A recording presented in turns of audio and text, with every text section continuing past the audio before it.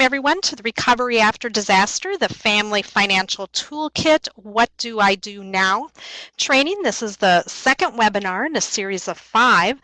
As indicated, the webinar is recorded and we will be posting it on our University of Minnesota Extension website, and we will be sharing that URL with folks shortly. I am Sarah Krymans, and I'm a Family Resource Management Educator with the University of Minnesota Extension. And with me today, we have Lori Hendrickson, Extension Educator in Minnesota, as well as Becky Hagen-Jokla, also from Minnesota.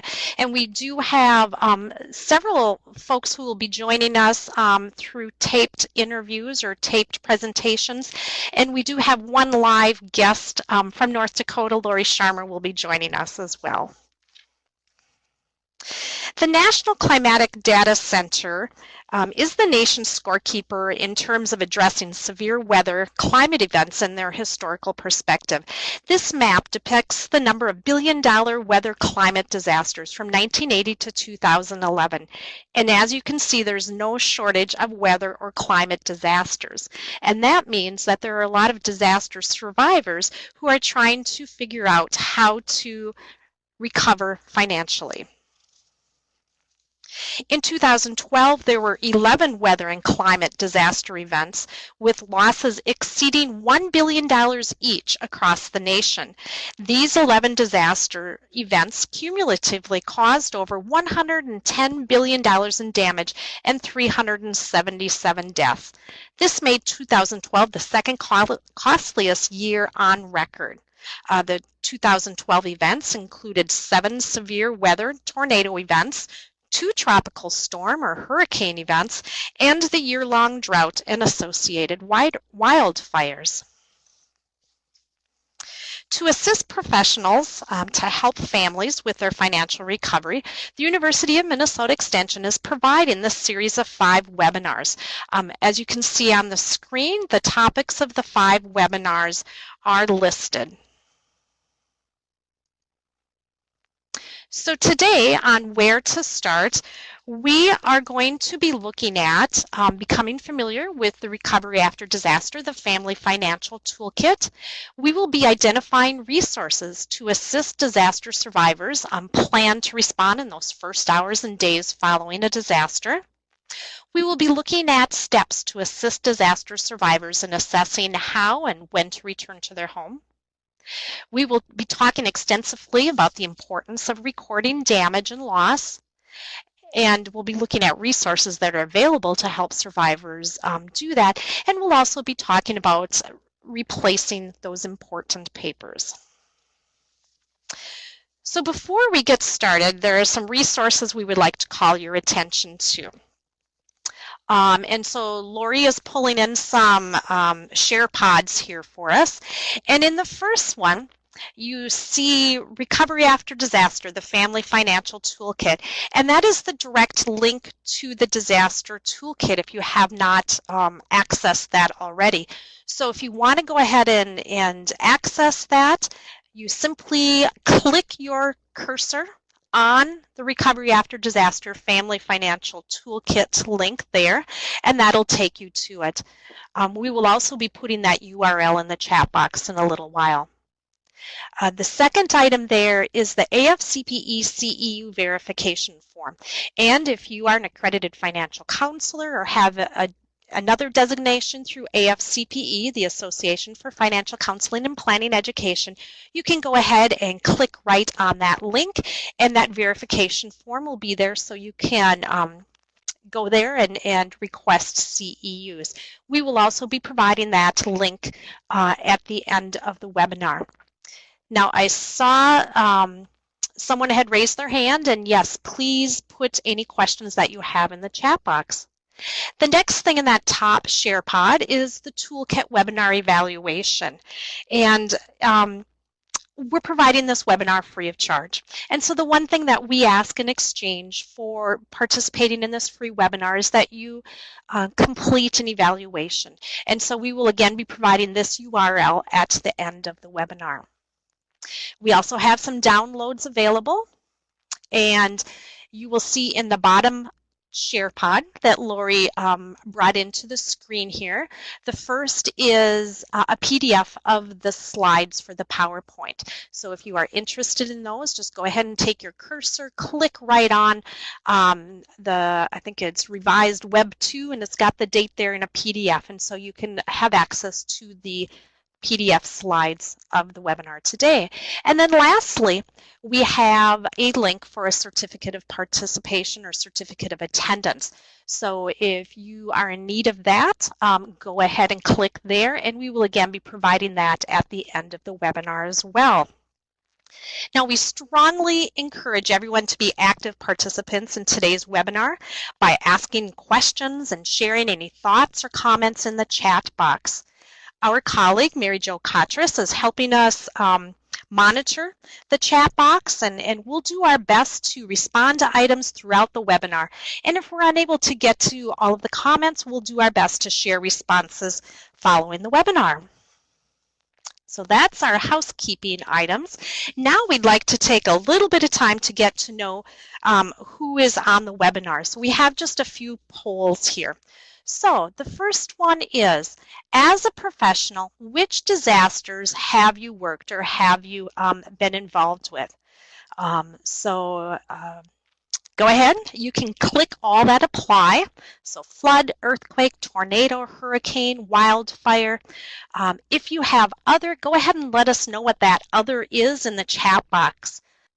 All right, it looks like we've got a pretty even split between those who have worked floods and hurricanes, with tornadoes and earthquakes taking a close second. All right, that's good to know. And that also shows that we've got a wide range of experienced folks on the call. So be sure again to share any thoughts or comments, additional information in the chat box as we go through. Oh, great. Here, Dana shared a disaster that she's been involved with. Oh, yes, interesting. Theft and destruction of a home from burglary.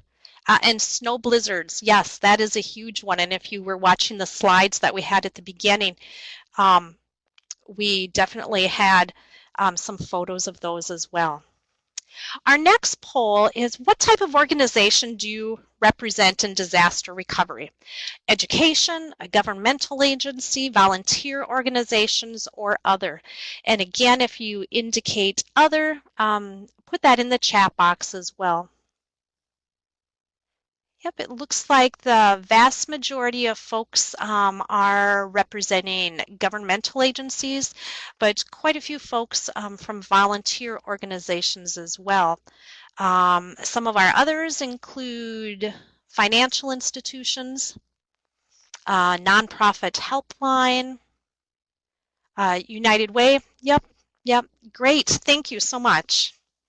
This webinar is going to focus on the resources of the Recovery After Disaster, the Family Financial Toolkit. And you'll notice the graphic on the cover of the toolkit are 4 puzzle pieces that fit together. And truly, as survivors work through the recovery process, they will need to be putting multiple pieces together to work through that recovery. And so we're going to be looking at some of those puzzle pieces today. One final poll here. We would like to know how familiar you are with the Recovery After Disaster, the Family Financial Toolkit. Have you seen and used the toolkit extensively? Have you seen and used the toolkit some? Have you seen the toolkit but not used it? Or have you never used the toolkit or never seen or used it? All right.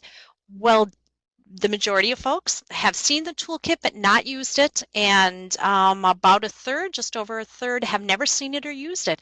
So this will be, we hope, very beneficial for you to participate in the webinar today and to become familiar with the resources that are in the toolkit. Excellent. Thank you for sharing. So you might wonder how the toolkit came about. Well, as with many places in our country, more disasters were happening in Minnesota, and Extension has a mission to meet community needs. And so before we created something, we needed to understand what the needs in the community were. And so we did that by asking those who were impacted. We asked, what did you experience? What were the issues? What worked? What would you like others to know to help them? And so after we obtained answers to those questions, we then created a research-based toolkit to meet the educational needs of those we served. And so the toolkit was developed based on that research conducted with those disaster survivors and professionals 2 years after they were impacted by a flood. Now, during that 2-year time, those survivors had plenty of time to reflect on their experience and to share with us what worked and what did not work during the recovery process. The toolkit was developed in partnership with the University of Minnesota and North Dakota State University, as our borders share the Red River that runs north, which seems to cause a lot of flooding issues in the springtime. And the toolkit was funded by a Smith-Lever Special Needs Grant from the National Institute for Food and Agriculture. After the toolkit's development, it was nationally reviewed and piloted with disaster survivors. The toolkit was designed to be flexible. It is usable. Survivors can download the entire toolkit or just the units that they need. It is also consumable. The toolkit is full of tools or forms that can help as one makes decisions. The tools can be printed out and worked on with pen and paper, or they are available as a fillable document online that can then be saved to one's personal computer. The toolkit is also customizable. States can customize the toolkit for their specific location or state. Currently, customized versions are available for Minnesota and North Dakota. However, there is a non-state specific version that is applicable for other states. States can request a template to customize the toolkit for their state, and primarily it's Unit 9, which includes the resources section of the toolkit. So if you are interested in customizing, let us know and we can share more information on that. Lastly, the toolkit is accessible. It is available online 24/7, 365. And again, the URL for the toolkit is on your screen. The toolkit has 9 units, and you can see those today. You can see them on the screen. Today, we're going to be focusing on Unit 4, which is Where Do I Start? I also want to share with you that throughout the toolkit, you will see examples of the younger family who serve as the resident case study for the toolkit. Sam and Joan and their kids live in a small rural town in the upper Midwest that was struck by a tornado. And so their situation is used throughout the toolkit as an example. And so you will see many of the forms and tools. There are some examples of those filled out with Sam and Joan Younger's situation. But we want folks to remember that that is just an example, and of course folks should figure out their own situation and answer and use the forms for their unique situation. Again, this is a series of 5 webinars, and so you can see how we've matched the units up to the 5 webinars. And so we will be covering units 5 through 9 in future webinars. Now I'd like to pass the baton on to my colleague, Lori Hendrickson, to continue with Where to Start. Thanks, Sarah. This presentation will focus, as you saw in the previous slide, on Where do I start, and that is covered in Unit 4 of the toolkit. And we will be addressing tasks to complete when survivors return to their property in the first few hours and days after a disaster and as they plan for cleanup. Disaster survivors often want to do something immediately after the disaster strikes, and of course there's plenty to do, but the toolkit provides direction to make those actions count. Immediately after disaster, survivors must address urgent needs, including ensuring all family members are safe and finding temporary housing until the home can be restored or rebuilt. And injuries may also be an immediate concern, which, in addition to the cleanup, can add to the feeling of being overwhelmed. Now we'd like to initiate a chat right now, and we'd like to know what kinds of barriers that you see survivors encountering as they initially respond to disaster. And so we'll enlarge that chat pod for you here. And if you could please type in the small white box below the chat area and click enter, and you will share your results. Okay, we have a few people sharing already. Access to funds. Yeah, again, can access their resources, lack of information, dealing with emotions, that's huge. Not knowing what to do first and with what agency, definitely. There's so much to do. Survivors overcome by grief, and it makes it difficult to act decisively, sure. Connecting with family is another, and we see accessing funds being one that's mentioned several times. Communication networks being overutilized and clogged, that can happen, especially when sometimes cell phones are our only source of getting to the outside world. Okay, we've got a few more people typing. Underinsured or insurance problems. Rumors. Rumors can happen to what's happening and where to get assistance, things like that. How to continue to work to earn money. Yeah, loss of income, lack of access to insurance agent. Okay, we have one more person typing here, and I think we'll wait for that one, and then we'll wrap up here. Dangerous conditions at their property. Yeah, certainly we will take a look at some of those as well as we get further into the webinar. Thank you for your responses. All things that we have noted and hopefully addressed in our toolkit. Well, in the first hours and days after disaster, survivors will want to get a general assessment of the damage to the property, and survivors should be reminded that they should never enter a home until the authorities have inspected it for safety issues. And even if a survivor is unable to enter the property, they're probably able to observe some damaged items, such as maybe a roof or a flooded floor, that provides information as to whether or not they will be able to return to the home soon. And having a general sense of the situation will help survivors as they contact those insurance agents and others to begin looking for temporary housing as well. As you talk with survivors, remind them to review all of their insurance policies, flood, homeowners, renters, vehicle.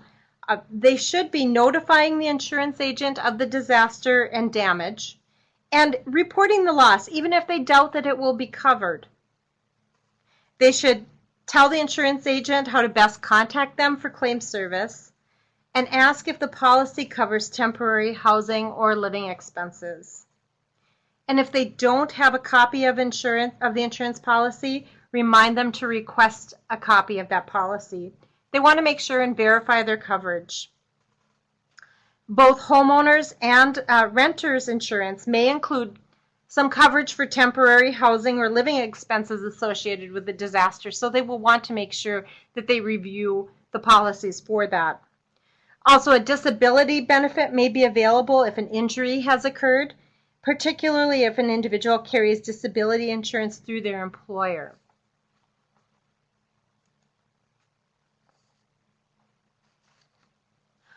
Renters should contact the landlord or the property manager about the damage that they see to the property, and survivors should tell the property manager how to reach them if they will be in temporary housing. They may also need a copy of their lease agreement if it has been lost, and also to identify what might be covered by the property manager or the landlord following disaster. One of the primary tasks for survivors immediately after disaster is to find temporary housing for family if that becomes necessary. Community shelters might be established after disasters, and if a shelter is full, the local American Red Cross or Salvation Army may be able to assist with shelter in hotels or find other arrangements. Others may have the option to stay temporarily with family or friends. Once again, knowing the terms of the homeowners or the renter's insurance policy is important to determine if housing or living expenses associated with the disaster are covered. Where will I live? This is probably the biggest question for those who can't live in their home due to a disaster. And there are many issues to explore when attempting to answer this important question. What you see on the screen is a quote from a survivor who lived temporarily with her daughter and then received a FEMA trailer. It's important to remember that it will take time to determine the housing options and find resources and assistance that is needed. And disaster survivors would tell you that these decisions need to be well thought out and include pros and cons of each of the available options before making a decision. Now let's meet Shirley Dykeshorn. Shirley works with Lutheran Disaster Recovery, and she is going to talk with us about finding temporary housing after disaster. The agency responsible for providing emergency shelter operations in North Dakota is the American Red Cross. So whether or not there's been a disaster that has been, a single home fire or in a community where many residents have been impacted, the Red Cross's primary responsibility is that initial emergency shelter operations set up. And we've had situations where we've had winter severe weather and power outages, and that type of shelter has been set up and established in conjunction with the emergency managers in counties and in cities. So that is the response process. And Shirley will be back with us a little bit later as well. If you were with us on our last webinar, you may remember Trudy. Trudy is a flood survivor, and today she's going to talk with us about her experience related to temporary housing. Okay, thank you for those telling me that it's done. I'm unable to hear it, so I apologize for talking over it. I just was not hearing anything, so I'm thinking that you were not hearing it as well. Well, there are additional contacts that will need to be made in the first hours and days after a disaster, and those who are employed will need to contact their employers to let them know of the situation and, of course, potentially request time off from work, as well as provide their contact information if they are in temporary housing. If survivors take time off from work for recovery efforts, they can determine the value of the work days lost and request a letter from their employer that verifies the time that they were off. That information will help for insurance, for assistance, and for tax relief purposes. And if a survivor cannot work because their place of employment was severely damaged, encourage them to contact the state's unemployment insurance office to ask about eligibility for unemployment benefits. Remind survivors to begin saving all receipts for disaster-related expenses, such as medical bills and replacement medications, rent for temporary accommodations. That might include hotel rooms, meals at hotels and restaurants, boarding for pets and vet bills, car rental, reimbursements for additional miles driven to work from temporary housing, childcare bills, or the value of childcare if someone in your family or friends are caring for children. And replacement items, clothing, cosmetics, bedding, glasses, dentures, those types of things that may have been lost as well. It's also a good reminder to connect with the post office to either forward the mail or to hold it until the family, if the family is living in a temporary housing situation, or perhaps the mailbox was destroyed. Whatever is done, survivors should continue to monitor and open their mail to make sure that payments are made on time and creditors know the situation.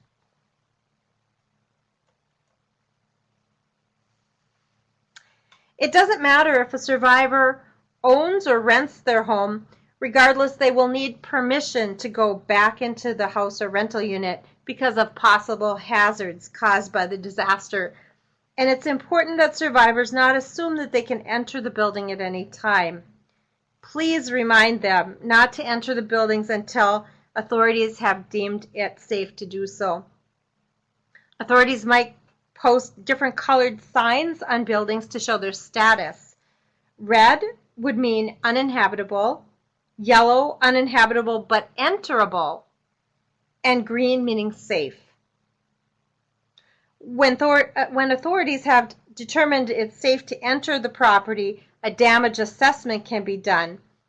And that post-disaster visit to the home will give a good indication of the extent of the damage, the type of repairs needed, and the time that the family may actually be away from the home. Knowing that extent of disaster damage will help a family with their moving on activities. And again, it's important to continue that documenting what has been done, what needs to be done, who they spoke to, who those contacts were, and how they reached them, as well as timelines and deadlines for disaster assistance applications and appointments. And you may remember that Unit 3 in the toolkit provides the documenting tools so survivors can continue that activity. Just a few additional tasks to assist survivors with once they finish that post-disaster visit. If they think it may be difficult to stay current with bills, remind them to contact creditors. Depending on the situation, they may be able to work out a plan to reduce monthly payments or other payment arrangements during the disaster recovery period. If current loan statements or credit card statements have been destroyed, survivors can request a free copy of their credit report, and that will provide the names and contact information of all accounts as well as balances due. And it's important that they use credible sources to receive that credit report, and we recommend annualcreditreport.com. Unit 5 of the toolkit provides more financial information. Also, they'll need to determine which services need to be canceled temporarily, and those might include heating fuel, electricity, phone, cable TV, maybe a water softener, salt delivery, newspaper, those types of things. And it's important for survivors to make those calls promptly in order to stop those services as needed. For renters, if the unit has more than minor damage, they'll need to contact the landlord or property manager to negotiate termination of the lease and to request in writing the return of the security deposit. And for those with vehicle damage or loss, the auto insurance agent will need to be contacted, and they will need to indicate where the claims adjuster can find the vehicle to assess the damage. And they should also inquire as to how long it will take to process the claim and if the policy includes coverage for car rental. Again, they may also need to request a copy of that policy if it has been lost.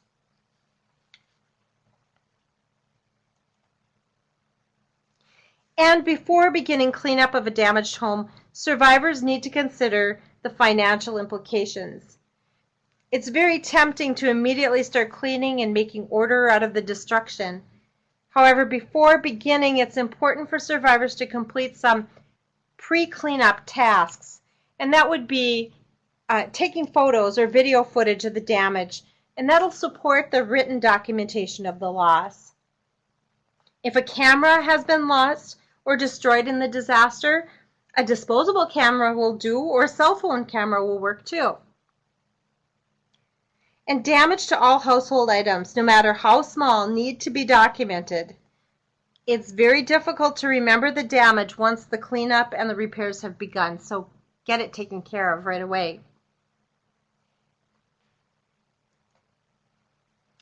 Okay, and Shirley is back with us. I'm hoping this one's going to work out well. I will leave it to all of you to tell me, because apparently I'm not hearing these things well today. Let me get it started here for you. Of course, it depends upon the extent of damage to the home and whether or not the home is habitable, what kinds of measures have been put in place to assure that there's not a problem with mold or other type of contaminated dwelling materials in the home, and then the process for rebuilding. Obviously, inspectors need to go into the home to make sure that whatever has been done in the home has been put in or installed in a safe manner, whether or not it's electrical, plumbing, construction, and there are inspectors that are responsible for meeting those building codes and making sure that the home can be habitable again.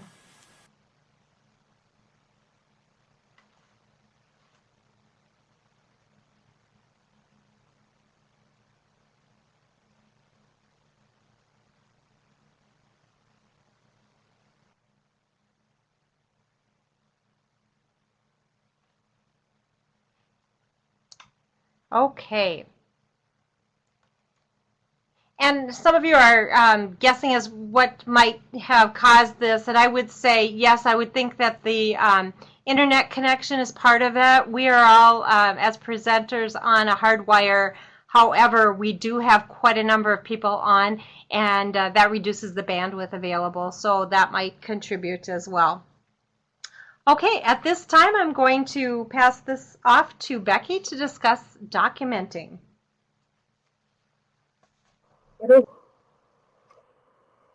Thank you, Lori, and I hope that my volume has improved, and I'd like to thank Trudy for all her assistance there. When a disaster happens, it's very important to document important details, and it's certainly to our benefit.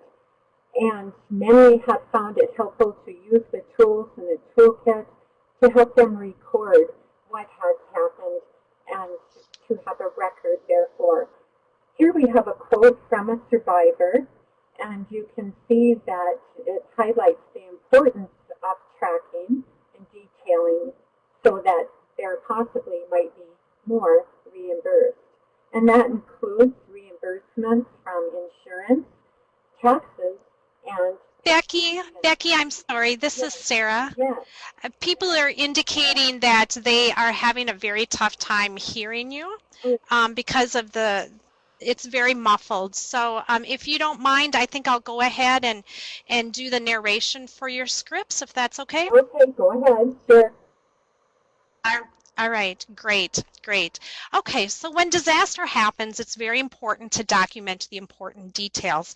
And some people have found it very helpful to use tools, those that are included in the toolkit, a journal, a calendar, those types of things to record what has happened.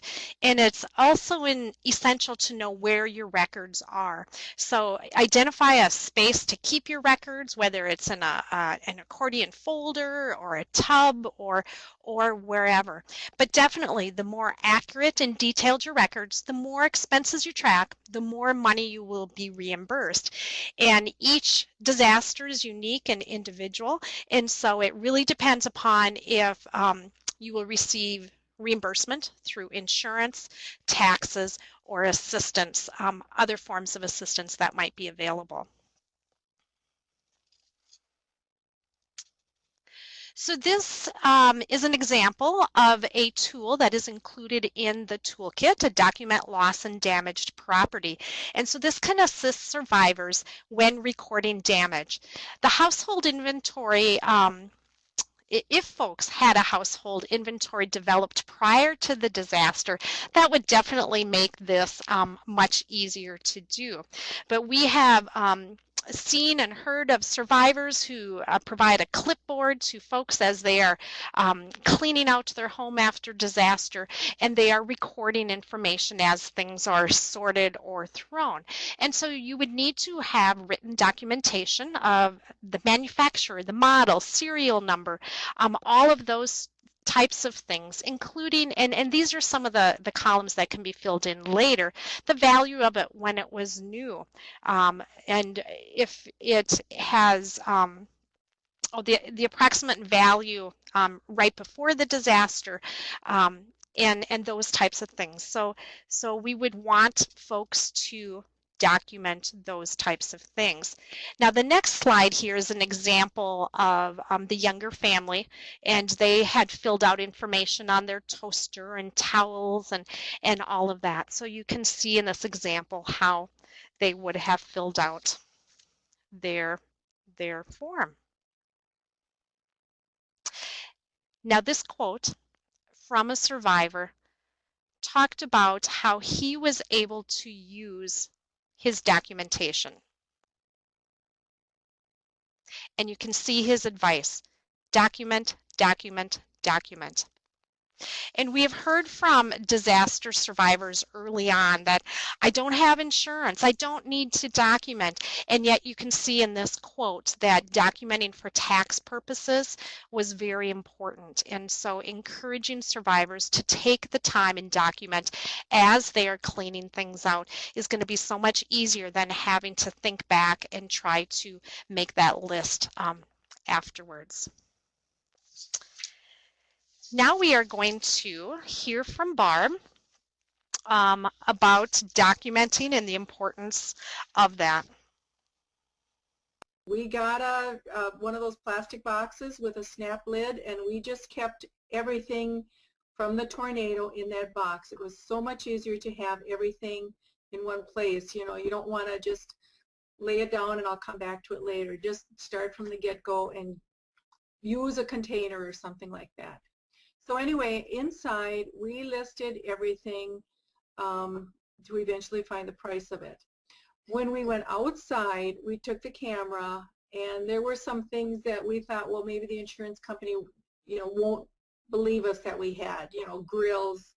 Actually, there was a fence that went down. So we photographed outside things that may be questionable.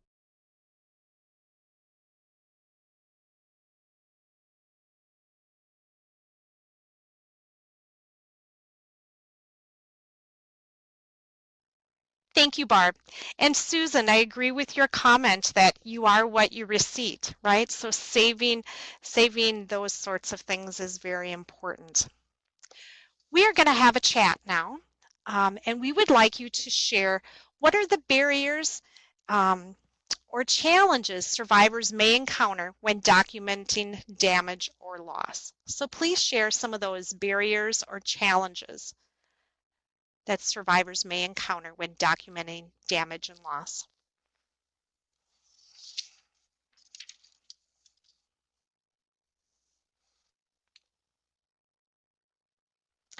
I see lots of people typing.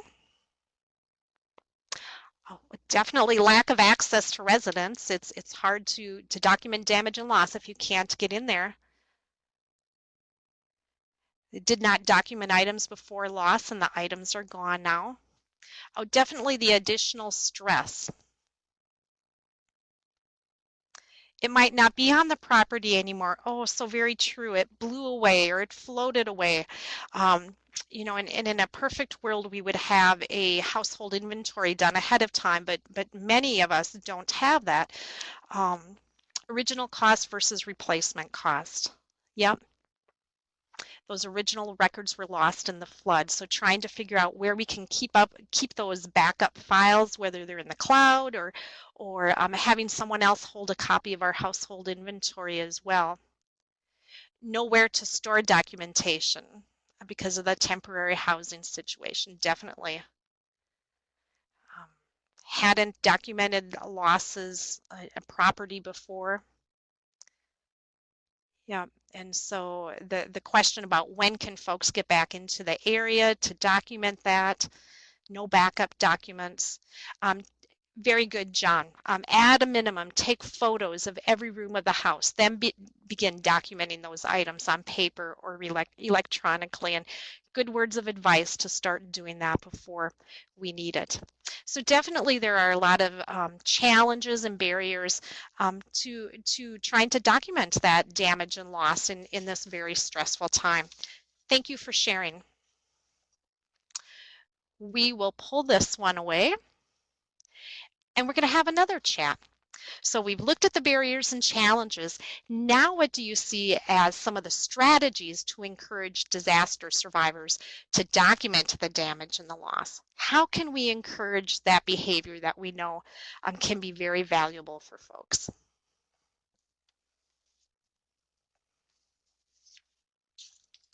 This is where we want to draw on everyone's experience and what you have seen that is successful.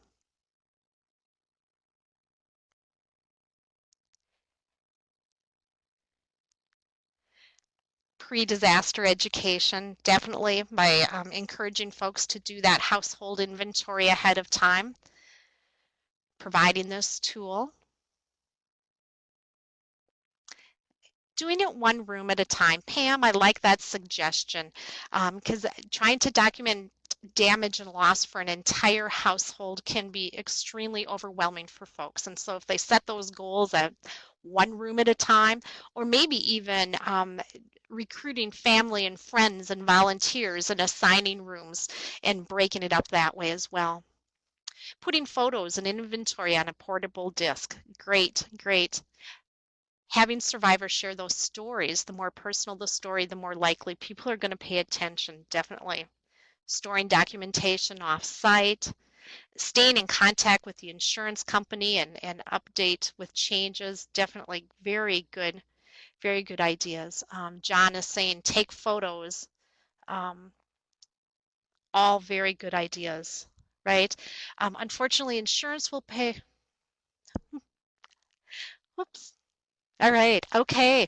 Very good strategies that might work, that can work with survivors. Thank you for sharing that. All right, so we will pull this chat away.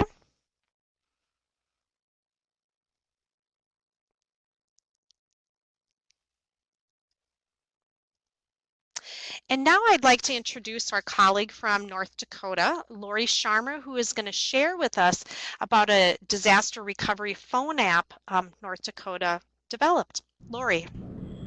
Good afternoon. It's a joy to be with you this afternoon. Just talk a little bit about a phone app that was developed. We know that there are times following a disaster that we leave our homes with little more than the clothes off our backs and a smartphone. So a NDSU extension developed a disaster recovery log app.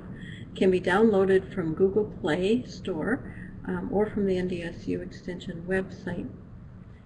The app can be used to document important details following a disaster. It can be a great place to record what happened. You know, just describing the event is an important thing. We can also use it to record that first visit that we make returning to a damaged home. We can record damage done to property. You know, as Sarah was talking about, each one of the items in our home that were damaged can be recorded on the app. We can also keep a journal as a survivor progresses through recovery. It can be very helpful.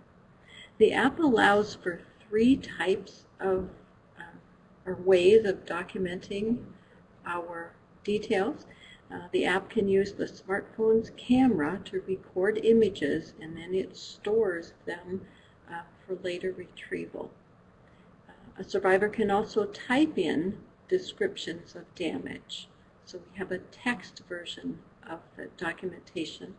And then we can also use the smartphone's voice recorder to record audio descriptions of what we're seeing and the type of damage that has happened. So we can use all 3 types of recording to get a real true picture and documentation of what has happened to our home and our property. The documentation file can then be downloaded to a computer. It can be stored there, or it can be printed off for use later.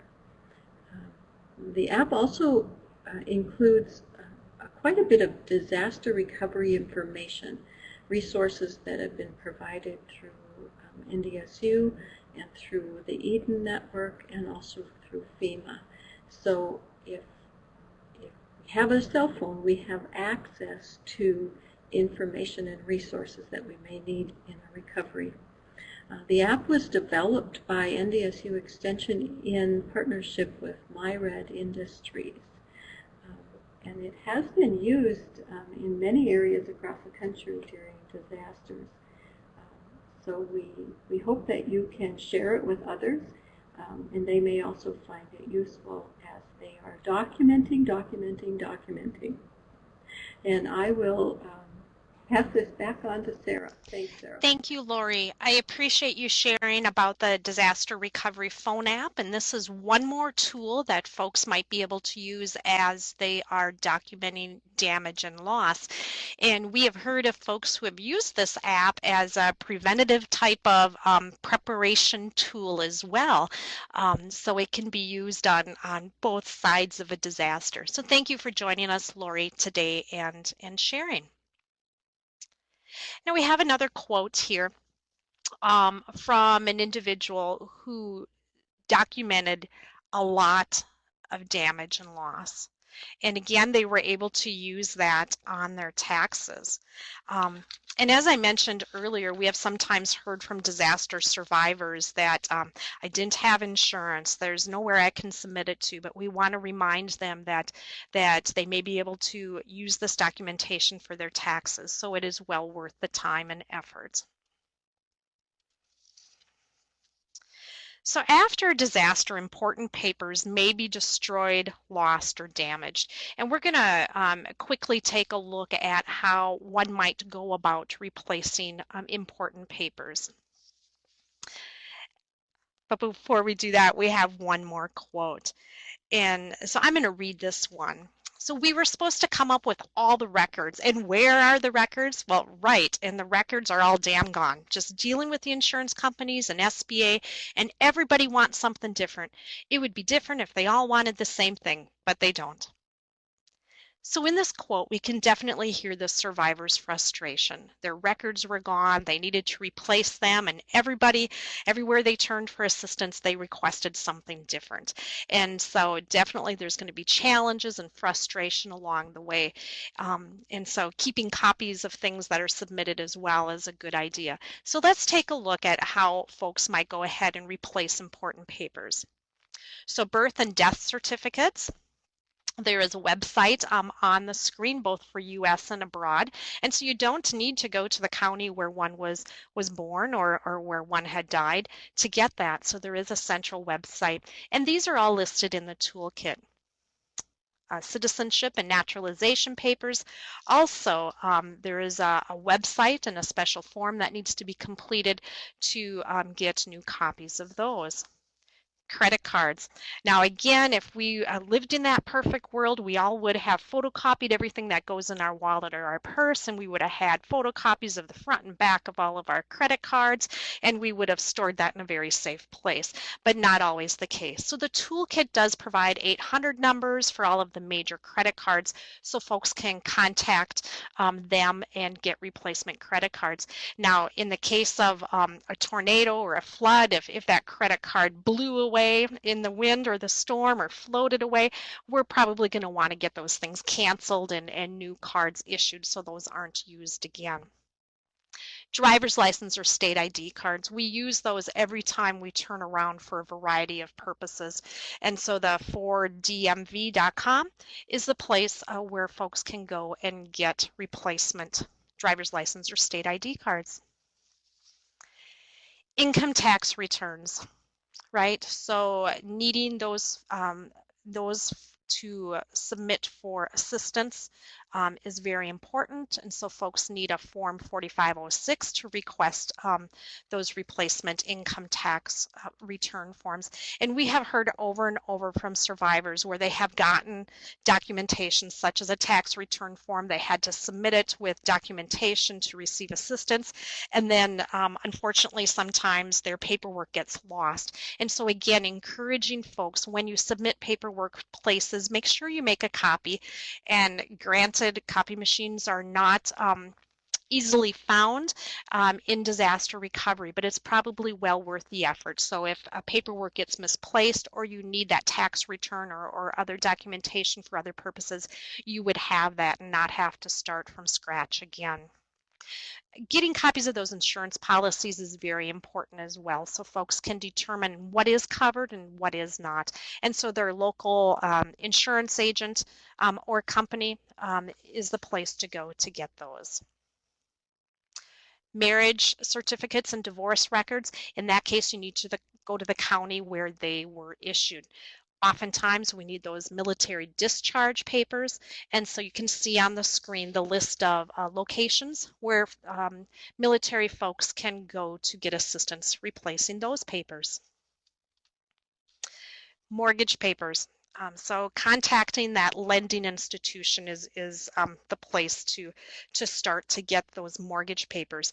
And this is where it's important, if folks don't have the phone number or the address for that lending institution, getting a copy of one's credit report would provide for them the name of their lender and contact information so that they can go about doing that. Because it is very important to know what is involved in their mortgage agreement so that they can continue to meet those obligations. You can also see an 800 number to receive replacement passports, and property deeds. One would go to the county clerk of courts. Savings bonds and notes, right? Those are worth something for us, and so we want to get those replaced. And so we have a URL and an 800 number here.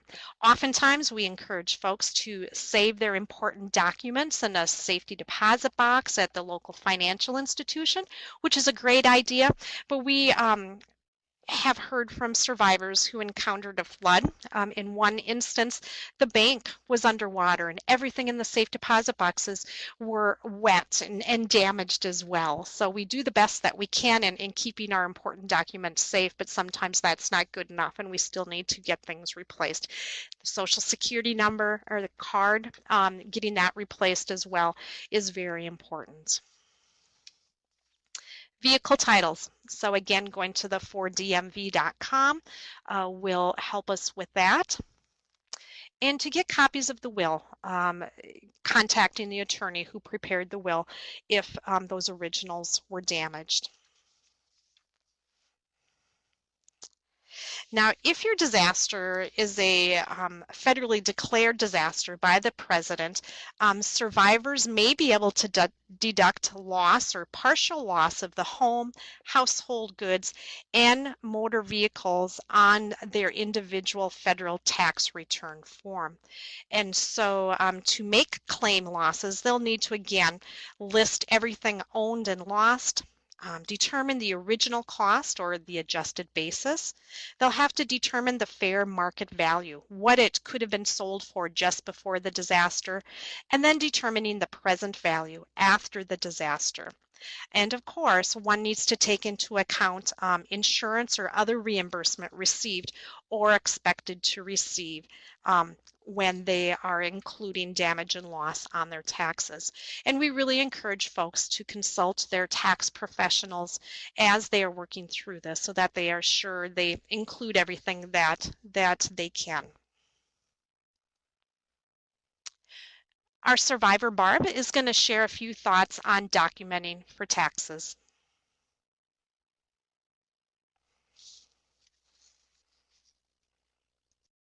We got one of those plastic boxes with a snap lid, and we just kept everything from the tornado in that box. It was so much easier to have everything in one place. You know, you don't want to just lay it down and I'll come back to it later. Just start from the get-go and use a container or something like that. So anyway, inside we listed everything to eventually find the price of it. When we went outside, we took the camera, and there were some things that we thought, well, maybe the insurance company, you know, won't believe us that we had, you know, grills. Actually, there was a fence that went down. So we photographed outside things that may be questionable. Another reason to keep very, very thorough records of what you have spent. You know, even if you just go buy a new trash can, or if you know, keep track of everything, because you may have to report these costs on your income tax, because we were surprised when we went to do our taxes for the next year and they counted, or he said we had to report the insurance payments that we had received. And so you need absolutely everything that you have spent to offset that. You want all of your costs to show. So if you're buying storage barrels, we got one of those plastic boxes with a snap lid. And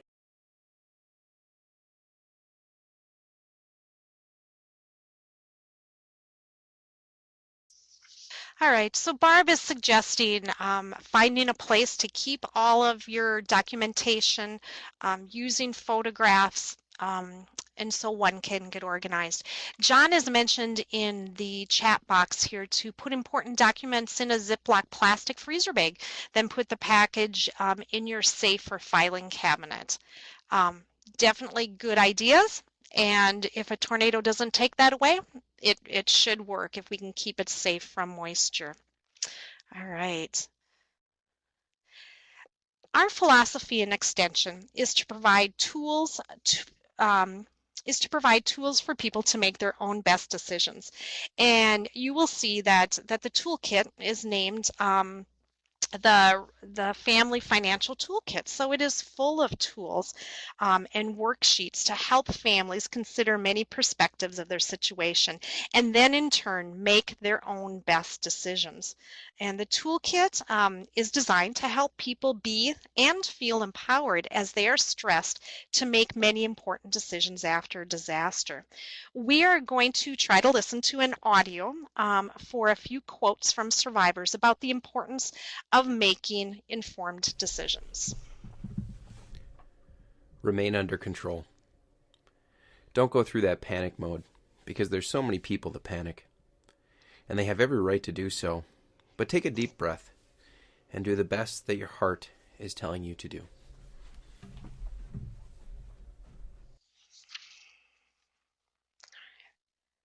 So remaining under control is important. Right, now we're going to go to our next quote here from a survivor.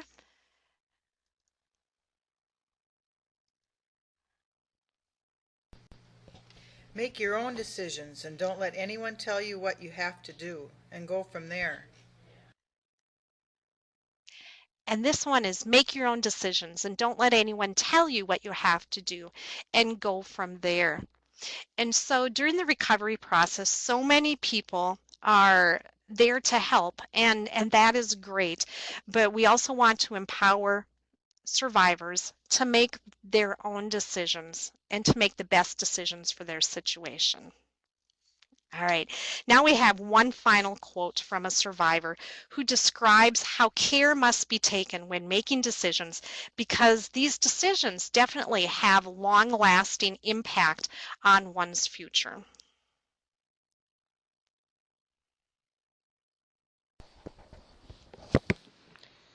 We were trying to make the right decisions, knowing that they would affect the rest of our lives. And so that would have been nice for someone to say, slow down, take it easy. You might have to be living with friends, with family, somewhere temporary for a month here, a month there.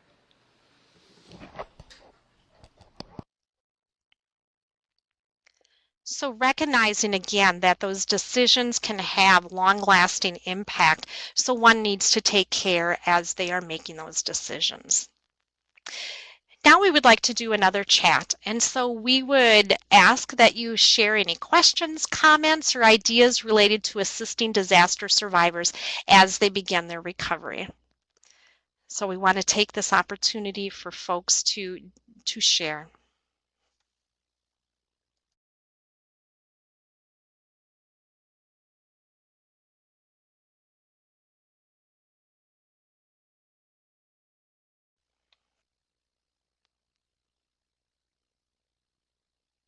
I saw a few people were typing. please share any strategies or ideas that you have related to assisting those disaster survivors as they begin their recovery.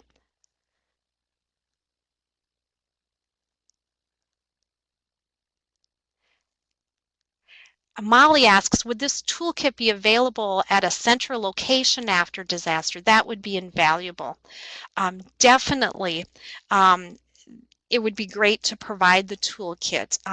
Following the flood up in the Minot, North Dakota area, Lori Sharmer, who we met earlier, did an amazing job in getting copies of the toolkit printed. She was able to find funding for that and got the toolkit out to survivors. It is also available online, so people have the option of accessing it online, or if paper copies are available, that is great as well. But oftentimes folks have lost their computer or their cell phone, that type of thing. So making it available and helping people sort through the toolkit and identifying which tools are best to use at what times during the recovery process.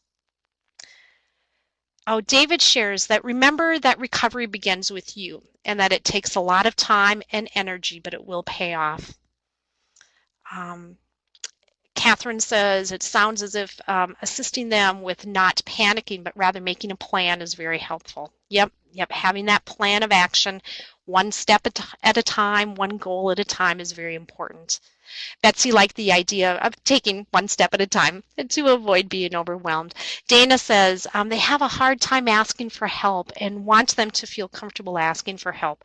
So very true, Betsy. You know, we always joke in the upper Midwest here that people are so proud, and it's hard to ask for help, and I'm sure that's similar for other parts of the country as well.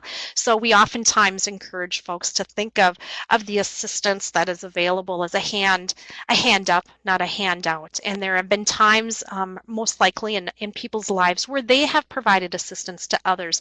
So now it is their turn to take advantage of that. Be compassionate and patient. Storing information in the cloud. Yes. Oh, John shares, oh my goodness, that his wife was 4 months pregnant when the hurricane hit. Oh, and he was deployed. Oh, thank you for your service, John. Their retired neighbor had 4 grown sons who came over to help their dad, but he sent them over to help your wife, the struggling pregnant woman. Wow. You know, and it's neighbors stepping up and helping one another that really makes a difference. Well, thank you so much for sharing here. We are going to pull that chat box away, and we're just finishing wrapping up here. Okay, so again, here's the URL for the toolkit, and Lori has placed that URL in the chat box as well. So if you have not accessed the toolkit, we encourage you to go ahead and download it and dig into it a little bit more. Those were our objectives, and I'm going to skip right over those. We have 3 remaining webinars, and we would love to have you register for those. So go ahead and use the same URL that you used to register for this webinar. If you have misplaced that, let us know, and we will get that URL to you so you can register. We also have the first webinar archived on our website, and so if you missed the first one, you can access that. And we didn't have too many technical difficulties in the first one, so it's an easy listen, and there was a lot of valuable information and a lot of good sharing in the first webinar. So if you weren't able to participate, we encourage you to take advantage of that. All right, so now our final housekeeping sorts of tasks. Again, in that top share pod that Lori is pulling in, we have the link. You can take your mouse, your cursor, and click right on that for the toolkit. The second one is if you need CEUs from the Association for Financial Counseling and Planning Education. And then the third one is the one that I'm going to plead that you click on that, the toolkit webinar number 2, evaluation. We would like you to complete the evaluation, and definitely go ahead and put that we had sound issues, but also comment on the content and the information shared as well. In the bottom share pod that Lori has pulled up, you'll see the REV Web 2 and a date there. That is a PDF of the PowerPoint slides. You can click right on that with your cursor to download it. And then the second one is the certificate of attendance. So if you are applying for the AFCPE CEUs, you will need that. Or if you want or need a certificate of attendance for other reasons, you can click on that. All right, on this last slide here, we have our presenters' names and phone numbers.